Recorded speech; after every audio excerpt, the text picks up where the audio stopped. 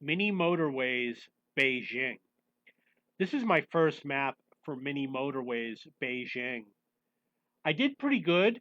After like 5 to 10 games, I was in the top 30% for Beijing. On Los Angeles, I'm now top 20%. One thing about Beijing compared to Los Angeles, you need a lot fewer bridges on Beijing. Um, you can see that there's a lot of traffic congestion over here. And I made a few mistakes. For example, this is kind of connecting.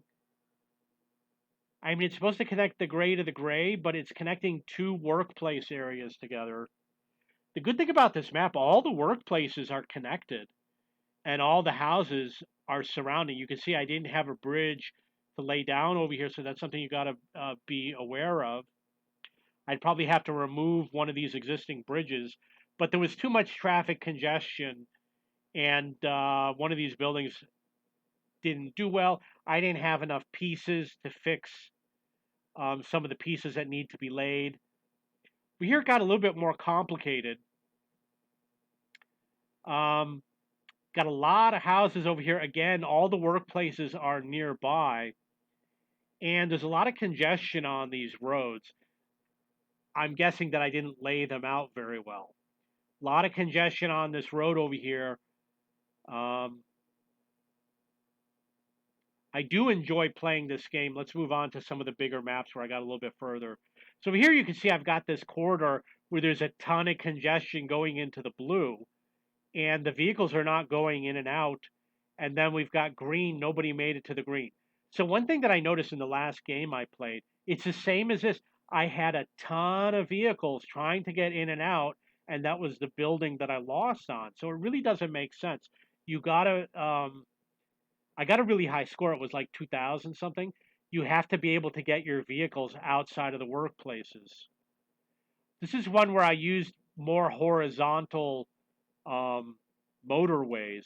And obviously, you can see that I'm grouping all of the buildings, like all the houses, into little neighborhoods. Like the blues are all connected by a common road. The magentas have a common road. The greens over here have a common road, and the blues over here.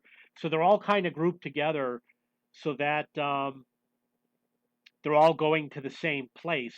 If there's a car in front, it's probably going to the same place that you are, so it's likely to move. Okay, so these are my Beijing maps. Between Beijing and Los Angeles, I don't know what to say. I mean, I like the fact that the buildings seem to always show up close together. I don't like having bridges, because bridges can be a pain in the butt. I'm a lot better at the Los Angeles map. One of the good things about Los Angeles is you can build a bridge going around the city out on the water, which is not going to have any intersections. You can't do it with Beijing. And these small lakes, I don't know if they help or hurt, but I'm going to have to assume that they don't help because you might need to build through there. The other issue about the game, horizontal is way more popular than vertical because of the shape of the screen.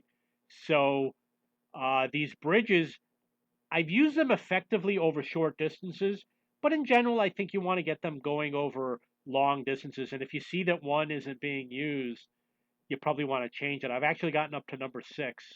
Okay, so these are my Beijing maps.